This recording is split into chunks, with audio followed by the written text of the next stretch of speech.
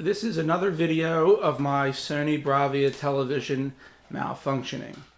So I'm going to zoom in on this one and you can see the light. It's funny, in the flip screen, the color of the light doesn't come very clearly. It looks kind of white on the display screen here, but it's actually the red power standby light that's blinking. And if I hit the power button on the excuse me, on the remote, okay, it goes green. The word Sony lights up over there. You had the word Bravia on the screen for a second, but it's gone. And then boom, it goes back to the blinking red. So we're going to do that again from a little bit more of a distance so you can see the whole thing in one shot. It's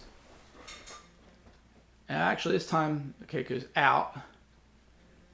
Now it goes back to red. I'm going to hit it a third time. Still red. Now it goes out.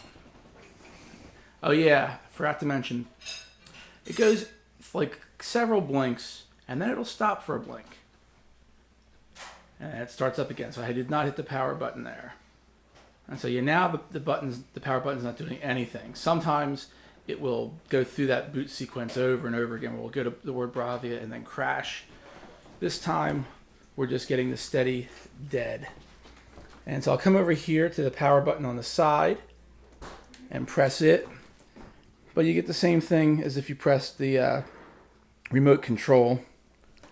It's just stuck on 3, 4, 5, 6. 6 red blinks, and then nothing. And the only way to turn this blessed TV on is to disconnect the power. Give it a few seconds. You know your video of fish, right? Put the power back in. And now,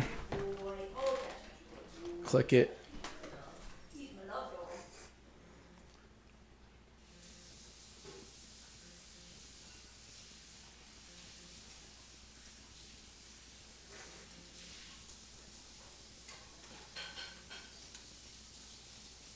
And now it's booting up properly.